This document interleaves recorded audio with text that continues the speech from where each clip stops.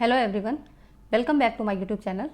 Friends, इसके पहले की वीडियो में हमने मोटिवेशंस के कॉन्सेप्ट को समझा था, उसकी डेफिनेशंस को देखी थी और कंपोनेंट ऑफ मोटिवेशन, उसके साइकिल्स क्या होते हैं और टाइप्स ऑफ मोटिवेशन, इन सब फैक्टर्स को वहाँ पे हमने डिस्कस कर लिया था। तो आपने अगर उसको अभी नहीं देखा है तो प्लेलिस्ट में जाके ज़रूर देख लीजिएगा कि वहाँ पर मोटिवेशन के बारे में कौन कौन से टॉपिक हमने कवर किए हैं। आज की इस वीडियो में हम डिस्कस करेंगे अभिप्रेरणा के सिद्धांत, थ्योरीज ऑफ मोटिवेशन को हम डिस्कस करेंगे। और अभी तक आपने चैनल को सब्सक्राइब नहीं किया तो सब्सक्राइब जरूर कर लीजिए, पसंद आने पे लाइक एंड शेयर भी करिएगा। चलिए फ्रेंड्स, स्टार्ट करते हैं। एक बहुत ही इंपॉर्टेंट कॉन्सेप्ट को हम क्लियर करते हैं। चलिए देखते हैं। देखिए, इसका पहला है अभिप्रेरणा का मूल प्रवृत्ति सिद्धांत, इंस्टिंक्ट थ्योरी ऑफ मोटिवेशन। तो इसका जो अभिप्रेरणा के जो मूल प्रवृत्ति सिद्धांत का प्रतिपादन 1908 में मैकडूगल ने किया था। इनका नाम याद रखिएगा, सन तो नहीं पूछा जाएगा कि डेट से कोई मतलब नहीं है, लेकिन इनका नाम मूल प्रवृत्ति सिद्धांत मैकडूगल ने दिया था। बहुत पूछा जाता है, आपकी शिक्षक भर्ती की परीक्षा हो या टीईटी सीटेट हो, कुछ भी हो, वहाँ पे क्वेश्चन पूछा जाता है। तो इसमें जो है उन्होंने मैकडूगल ने दिया था। तो मानव व्यवहार को स्पष्ट करने के लिए मूल प्रवृत्ति के प्रत्यय का सर्वप्रथम जो उपयोग था वो विलियम जेम्स ने किया था। और विलियम जेम्स ने जो है इसका सबसे पहले किया था, लेकिन एक पूर्ण सिद्धांत के रूप में मूल प्रवृत्ति सिद्धांत को प्रस्तुत करने का श्रेय मैकडूगल को दिया जाता है। और मैकडूगल ने, देखिए इसका सेकंड पॉइंट क्या है, मैकडूगल ने मूल प्रवृत्ति को जन्मजात मनोशारीरिक उपद्रव मतलब साइकोफिजिकल डिस्पोजिशन के रूप में परिभाषित किया, जो किसी उद्देश्यपूर्ण कार्य की ओर व्यक्ति को ले जाता है, उन्हें सीखना नहीं होता है। तो ऐसा इन्होंने बताया था। और अगला पॉइंट देखिए, इसके अनुसार मूल प्रवृत्तियों की सहायता से सभी मानव व्यवहारों को स्पष्ट किया जा सकता है। और उन्होंने 14 मूल प्रवृत्तियों की एक सूची प्रस्तुत की थी। इनमें से प्रत्येक मूल प्रवृत्ति किसी एक संवेगात्मक स्थिति या भावात्मक अनुभव से जुड़ी होती है। तो इन्होंने अपने सिद्धांत में ये मूल प्रवृत्तियों को बताया था। यहाँ पर देखिए, ये टेबल है, जैसे यहाँ पर है संवेग से ही ये उत्पन्न होते हैं मूल प्रवृत्तियों का। तो मूल प्रवृत्ति में देखिए, जैसे पलायन है तो इसका जो संवेग होगा क्या होगा, भय। इस तरह से भी क्वेश्चन पूछा जाता है कि इस मूल प्रवृत्ति से संबंधित इसका संवेग कौन सा है, तो ये आपको याद रखना है। और ये युजुत्सा, कॉम्बैट, इसको अक्सर पूछा जाता है, तो इसका मतलब हुआ क्रोध है। तो इस तरह से ये 14 मूल प्रवृत्तियाँ थी जिनके संवेग यहाँ पर दिए हैं टेबल के माध्यम से। तो इनको आप यहाँ से देख सकते हैं, पूरी टेबल है। तो इन्होंने जो था अपने सिद्धांत में 3 तत्वों, जैसे संज्ञान मतलब जानना, कॉग्निशन भाव महसूस करना, चेष्टा करना यानी डूइंग, इनका वर्णन किया था। जैसे इसको ऐसे समझिए कि यदि वो कोई व्यक्ति है, किसी भयानक पशु को अपनी ओर आता देखता है, तो उसने क्या हुआ, देखा, तो क्या हुआ, संज्ञान की क्रिया हुई, उसने उसको ऑब्जर्व किया कि ये क्या है। फिर इसको देख के उसको भय लगा, तो यहाँ पर क्या हुआ, ये भाव की क्रिया हुई, उसको फील हुआ। फिर वो दूर भागता है, उससे बचने की कोशिश करता है, तो यहाँ पर चेष्टा, ये डूइंग की क्रिया होती है। तो यही चीज़ थी कि इन्होंने अपने इसमें 3 चीज़ों को बताया था। ठीक है। तो और लेकिन फिर क्या हुआ कि इनकी कुछ आलोचनाएं भी बताई गई। तो कुछ मनोवैज्ञानिकों ने इनके सिद्धांत में कुछ कमियां बताई। उन्होंने कहा कि सभी मानव व्यवहारों को मूल प्रवृत्त्यात्मक नहीं माना जा सकता है, और मूल प्रवृत्तियों की संख्या का धीरे धीरे बढ़ जाना ये भी एक कारण था कि इसको उतना नहीं मान्यता मिली। और उसके बाद में दूसरे कॉन्सेप्ट आए, जो दूसरी थ्योरीज आई, तो उनको देखते हैं। तो इसमें दूसरी थी अभिप्रेरणा का मांग सिद्धांत।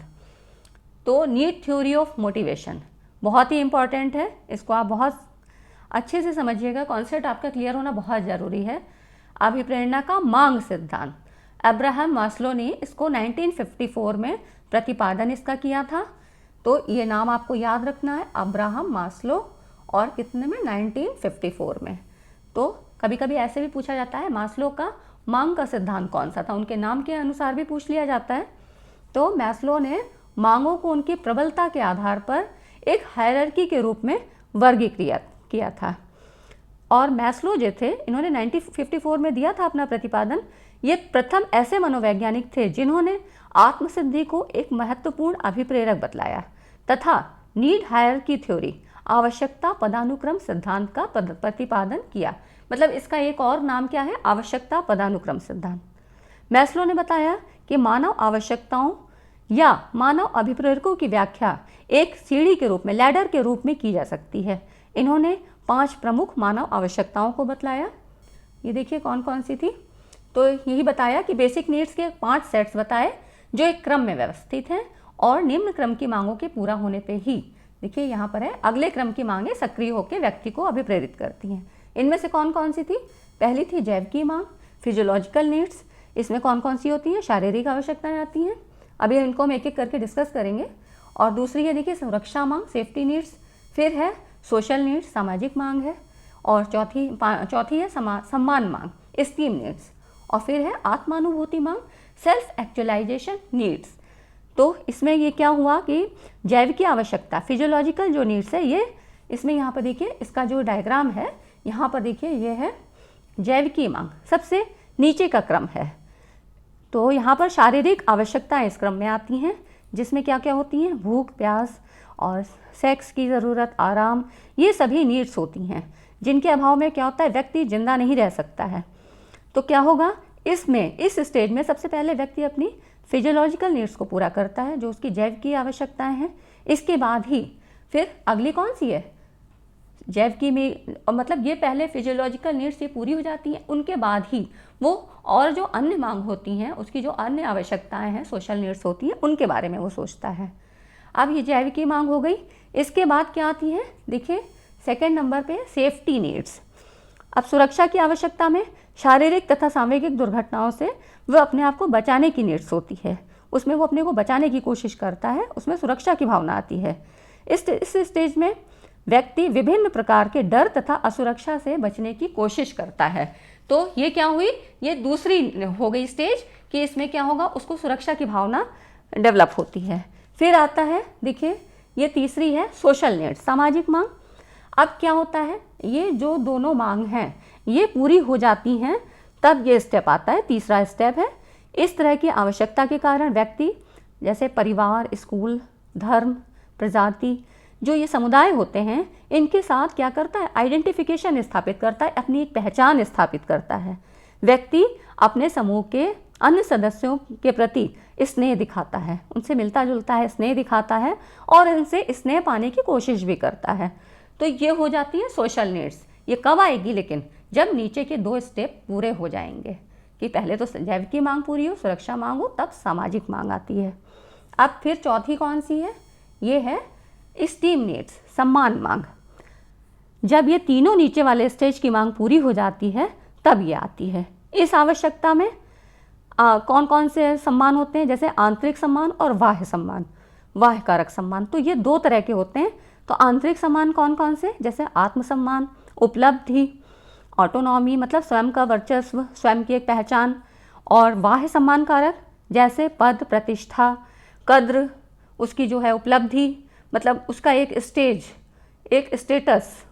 तो इस तरह से ये बाह्य कारक आते हैं। तो यहाँ पर उसकी सम्मान की मांग जन्म लेती है। और फिर ये सबसे ऊपर की स्टेज आती है आत्मानुभूति मांग, सेल्फ एक्चुअलाइजेशन नीड्स। इसका नाम भी है, जैसे पहले बताया कि मैस्लो की थ्योरी का नाम भी था आत्मानुभूति मांग का सिद्धांत। तो यहाँ पर ये सबसे ऊपरी स्टेज है। यहाँ तक सभी लोग नहीं पहुँच पाते हैं, क्योंकि ये काफ़ी एक्सट्रीम पोजीशन पे है। आत्मसिद्धि का अर्थ क्या होता है?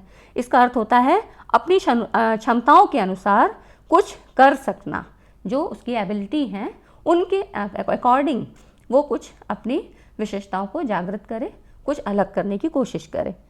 कई बार क्या होता है, व्यक्ति में स्टेज नहीं आ पाती है। क्यों?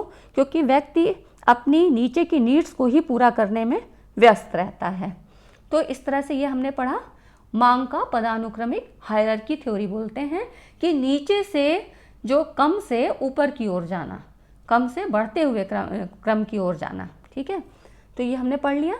आगे देखिए drive reduction theory of motivation, अभिप्रेरणा का प्रणोद न्यूनता सिद्धांत इसको कहते हैं। तो इसका प्रतिपादन कौन किया था? 1943 में क्लार्क हल के द्वारा किया गया था। इसमें लर्निंग थ्योरी में आपने पढ़ा होगा हल का प्रबलन का सिद्धांत। तो यहाँ पर भी इन्होंने हल्का ही है ड्राइव रिडक्शन थ्योरी, वहाँ पर भी यही चीज़ थी।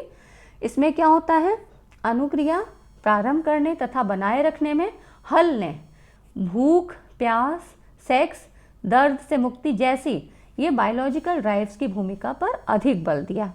इन्होंने, इनका क्या मतलब था, इन ड्राइव्स का क्या मतलब है, इन्होंने बताया कि ये जो जैविकी शारीरिक नीड्स के द्वारा जो जैविकी प्रणोद होते हैं, ये क्या हैं, ये बायोलॉजिकल ड्राइव्स हैं जो कि एक बायोलॉजिकल नीड से उत्पन्न होते हैं। पहले भी हमने पढ़ा है, इसके पहले वाला वीडियो आप ज़रूर देखिएगा, वहाँ पे बताया गया है कि आवश्यकता से ही ड्राइव्स जो प्रणोद होते हैं इनका जन्म होता है। तो ये इंटरनल टेंशन उत्पन्न करते हैं। ये जो ड्राइव्स हैं ये हमने साइकिल में पढ़ा भी है, जो मोटिवेशनल साइकिल था, आप पिछले वाले वीडियो में देख लीजिएगा।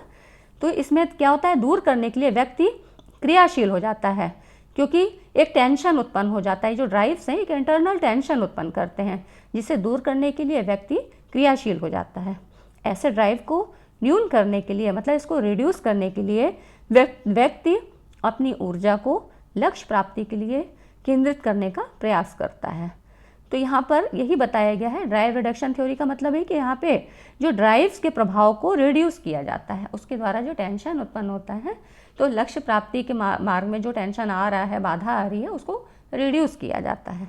ठीक है, अगला देखिए, फोर्थ है इसका अभिप्रेरणा का मनोविश्लेषणात्मक सिद्धांत, psycho analytic theory of motivation. इसके कौन थे जन्मदाता, सिगमंड फ्रायड। ये देखिए यहाँ पे सिगमंड फ्रायड थे। इन्होंने सबसे पहले व्यवहार के अभिप्रेरकों की ओर मनोवैज्ञानिकों का ध्यान आकर्षित किया था। इन्होंने उसके अनुसार अभिप्रेरणा के मुख्य उत्तरदायी कारक मूल प्रवृत्ति तथा अचेतन हैं। इन्होंने मूल प्रवृत्ति और अचेतन को बताया। फ्रायड ने मूल प्रवृत्तियों को व्यवहार का मूल कारण माना। इन्होंने देखिए मूल प्रवृत्तियों को ही इंपॉर्टेंस दी थी, और दो आधार मूल प्रवृत्तियाँ, जीवन मूल प्रवृत्ति और मृत्यु मूल प्रवृत्ति, इन दो को बताया गया। तो इस तरह से इन्होंने दो मूल प्रवृत्ति बताई। अब जीवन मूल प्रवृत्ति में क्या होता है, व्यक्ति का विकास होता है तथा सभी तरह के रचनात्मक कार्यों को वो करता है।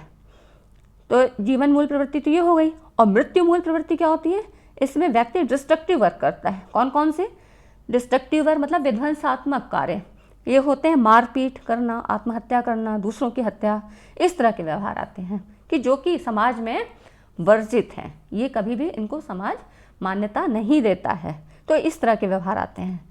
अब फ्रायड के अनुसार इन्होंने बताया ना अचेतन, देखिए दो कारक बताए, तो मूल प्रवृत्ति और दूसरा अचेतन। तो यहाँ पर अचेतन के क्या मतलब होता है कि फ्रायड ने जो इसकी परिभाषा बताई, उनके अनुसार जो प्रायः छिपा रहता है और इस तक पहुँचना कठिन होता है, ये भी मानव व्यवहार को संचालित करते हैं। तो इन्होंने जो अचेतन मन की व्याख्या की थी, तो उसमें इन्होंने बताया कि यहाँ पर ये बहुत कठिन स्थिति होती है। इन्होंने अचेतन की महत्वपूर्ण तथा प्रभावी भूमिका स्वीकार की थी। फ्रायड ने अपने सिद्धांत में अचेतन और मूल प्रवृत्ति, इन दोनों को बहुत इंपॉर्टेंट बताया था। फ्रेंड्स, अगर वीडियो पसंद आ रही है तो लाइक और शेयर ज़रूर करिएगा, और अपने कमेंट बॉक्स में भी कमेंट करिए कि आपको वीडियो कैसी लगी, हेल्पफुल लगी, कैसी लगी। तो और टेलीग्राम चैनल को भी ज्वाइन करिए, क्योंकि आपको मैं PDF या क्वेश्चन पेपर वगैरह सारे वहाँ पे प्रोवाइड कराऊंगी। तो और आगे देखते हैं फ्रेंड्स। चलिए, लाइक ज़रूर करिए, पसंद आ रहा है, हेल्पफुल है आपके लिए। अगला देखिए, फिफ्थ है इसका निष्पत्ति प्रेरणा सिद्धांत, अचीवमेंट मोटिवेशन थ्योरी। तो इसमें क्या था, इसके जो प्रतिपादक थे वो थे मैक क्लेलैंड। इनका नाम अक्सर पूछा जाता है, तो ये याद रखिएगा। और फ्रेंड्स, यहाँ पर मैंने 10 जो है इसके सिद्धांतों का वर्णन किया है, डिस्कस किया है, और अधिकतर किताबों में आपको क्या है कि 5-6 इसी तरह से मोटिवेशन थ्योरीज मिलेंगी।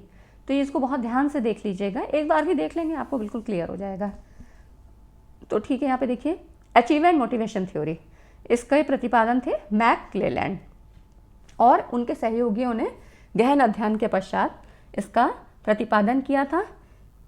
तो यहाँ पे हो गया, इन लोगों ने पूर्व के अभिप्रेरणा सिद्धांतों को, जो इसके पूर्व हमने पढ़े, मूल सिद्धांत, मूल प्रवृत्ति सिद्धांत और मांग थ्योरी जो थी, और सिगमंड फ्रायड की, तो इन्होंने उनको नकारते हुए ये स्थापित किया कि मानव अभिप्रेरणाएं बिना उसके स्वभाव को ध्यान में रखे वातावरण में अधिगमित या अर्जित की जाती हैं तथा संवेगात्मक दशा में परिवर्तन से प्रेरक प्रकट होते हैं। इन्होंने ऐसा बताया।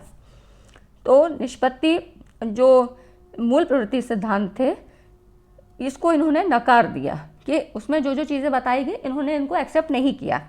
निष्पत्ति अभिप्रेरणा क्या होती है?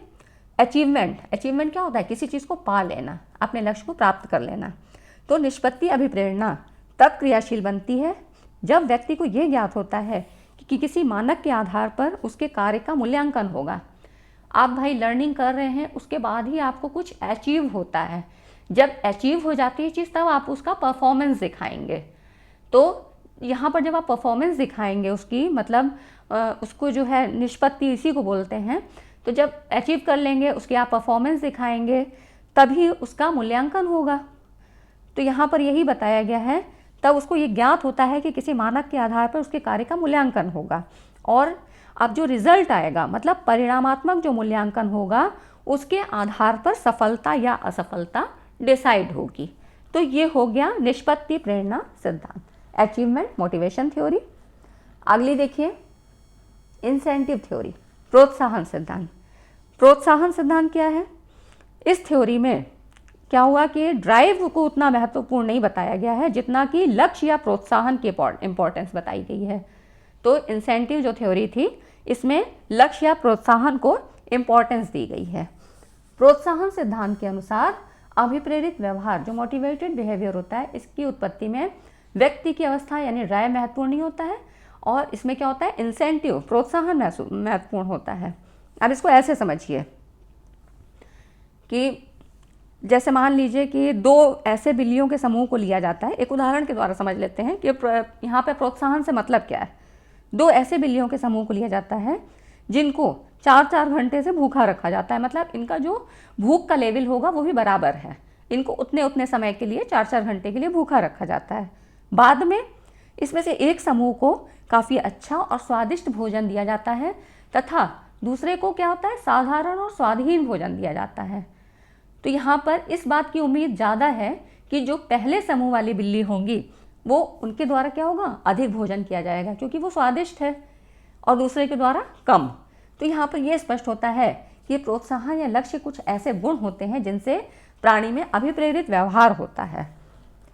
तो इसका अगला पॉइंट देखिए, प्रोत्साहन या लक्ष्य के कुछ खास गुण होते हैं जिनके द्वारा व्यक्ति या पशु में अभिप्रेरक की उत्पत्ति होती है। तो यही चीज़ बताया गया यहाँ पे कि प्रोत्साहन के द्वारा ही ये डिसाइड होगा कि उसका अब व्यवहार कैसा होगा, अब मोटिवेटेड बिहेवियर जो है वो उसका कैसा होगा। यहाँ जो दो बिल्लियों का उदाहरण हमने लिया था, तो यहाँ व्यक्ति का व्यवहार देखिए इस एक्सपेक्टेशन प्रत्याशा से निर्देशित होता है कि वो अमुक व्यवहार करके वांछित परिणाम या प्रोत्साहन को प्राप्त कर सकता है। इसलिए इसको क्या कहते हैं? इसका एक नाम है प्रत्याशा सिद्धांत। प्रत्याशा सिद्धांत कहा जाता है क्योंकि यहाँ पर बताया ना कि यहाँ पे ये स्पष्ट हो जाता है कि प्रोत्साहन या लक्ष्य कुछ ऐसे गुण होते हैं जिनसे प्राणी में अभिप्रेरित व्यवहार होता है। तो ये अभिप्रेरित व्यवहार ही था कि उनको अच्छा भोजन मिला तो उन्होंने ज़्यादा खाया, और कम भोजन मिले, अच्छा भोजन नहीं है, स्वादहीन है या उतना अच्छा टेस्ट में नहीं है, तो वो क्या करेंगे? कम खाएंगे, भूख के अकॉर्डिंग उतना नहीं भोजन करेंगे। अच्छा, इसका अगला पॉइंट देखिए, प्रोत्साहन में कुछ ऐसे गुण या शक्तियाँ होती हैं जो व्यक्ति के व्यवहार को अपनी ओर खींच लेती हैं। यही कारण है कि इस सिद्धांत को पुल थ्योरी भी कहा जाता है। तो देखिए दो नाम इसके बताए गए, एक्सपेक्टेंसी थ्योरी प्रत्याशा सिद्धांत, और दूसरा है खिंचाव का सिद्धांत पुल थ्योरी। याद रहेगा, ठीक है। तो ये हो गया आपकी इंसेंटिव थ्योरी। फ्रेंड्स, वीडियो पसंद आ रहा है तो मैं फिर से कह रही हूँ, लाइक ज़रूर करिए। हमें भी मोटिवेशन मिलता है, हमारी टीम को भी मोटिवेशन मिलता है। आपके एक लाइक करने से हमारा मोटिवेशन बढ़ता है, ठीक है। चलिए अगला देखिए, विरोधी प्रक्रिया सिद्धांत, ओपोनेंट प्रोसेस थ्योरी। यह सिद्धांत क्या है?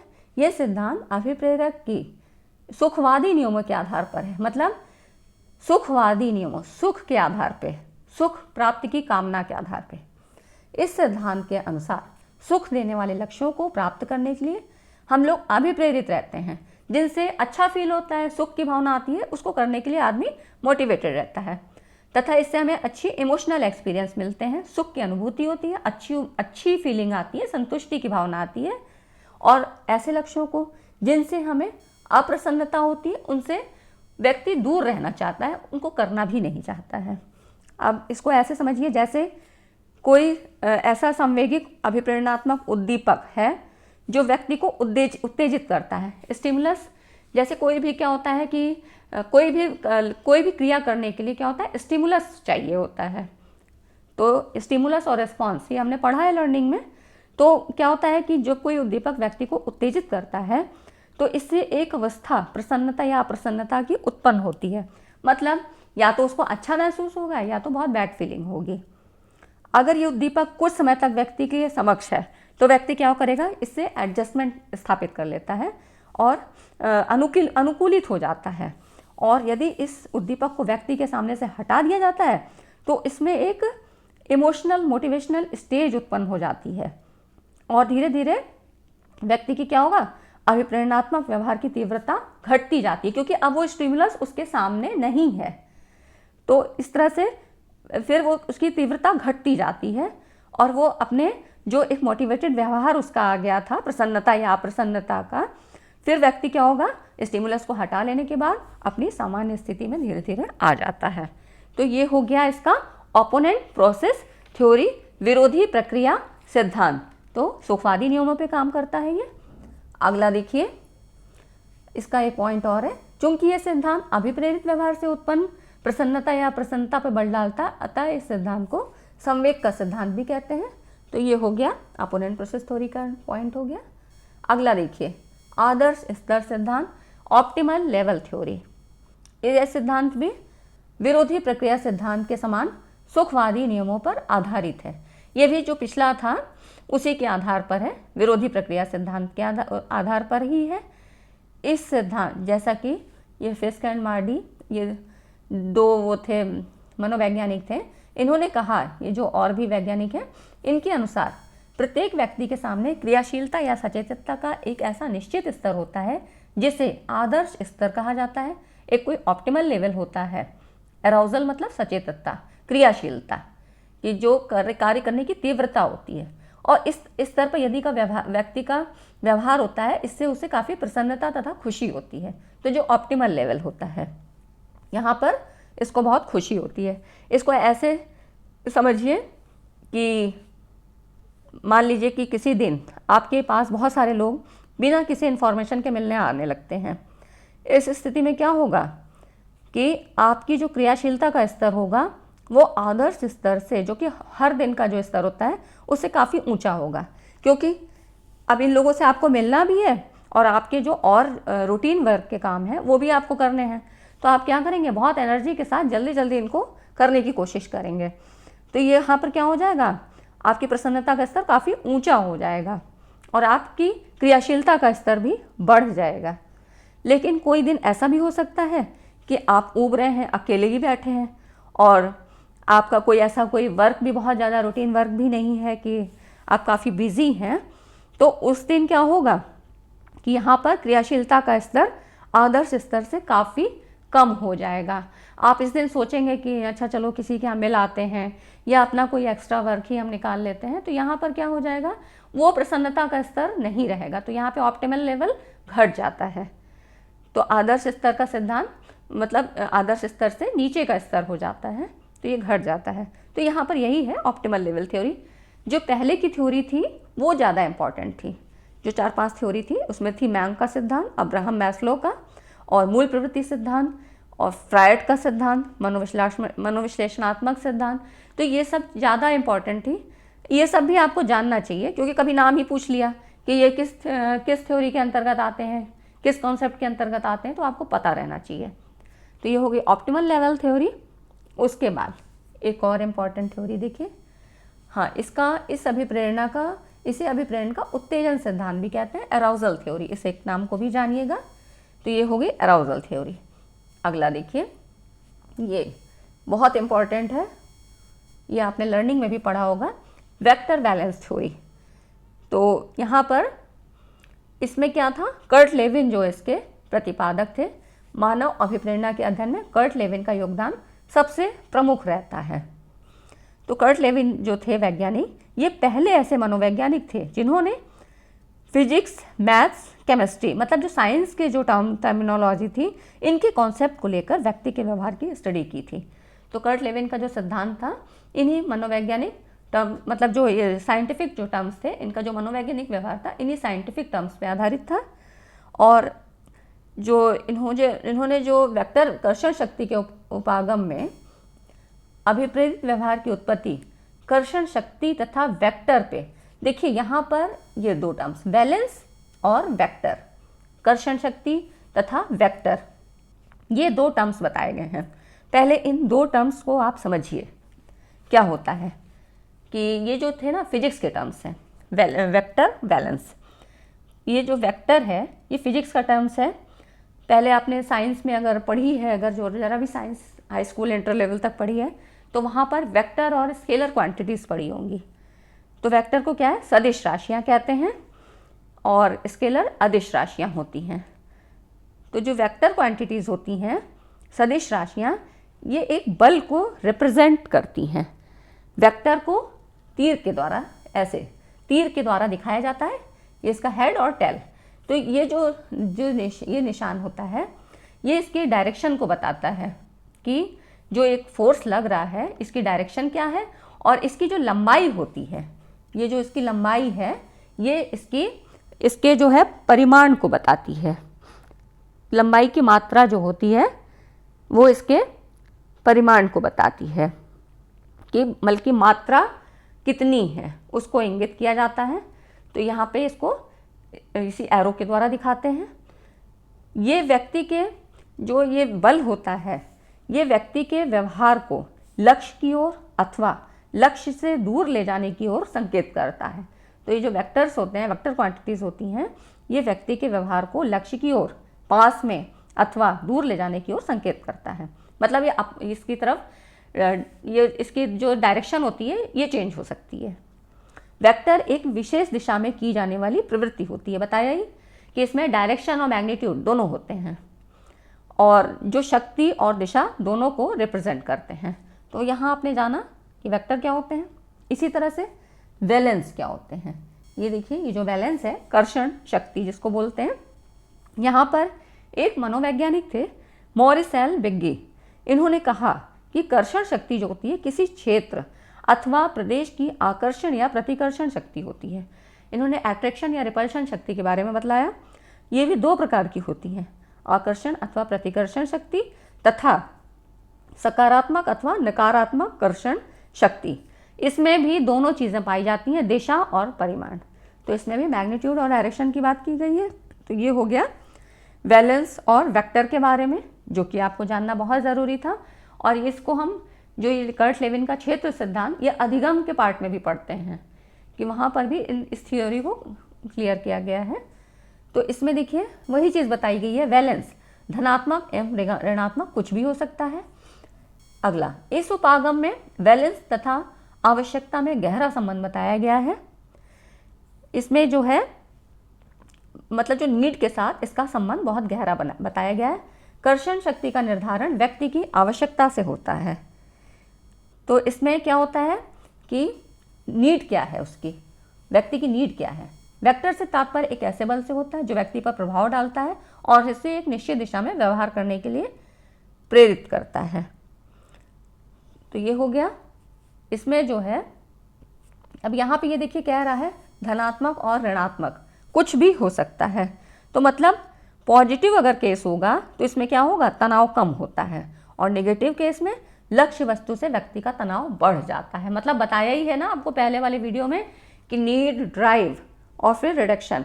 तो नीड से क्या होते हैं, ड्राइव्स उत्पन्न होते हैं। इस ड्राइव्स के द्वारा ये चार कंपोनेंट बताए थे हमने, नीड, ड्राइव और इंसेंटिव और गोल। तो इस तरह से चार ये टर्म्स होते हैं, कंपोनेंट हैं तो अभिप्रेरणा के।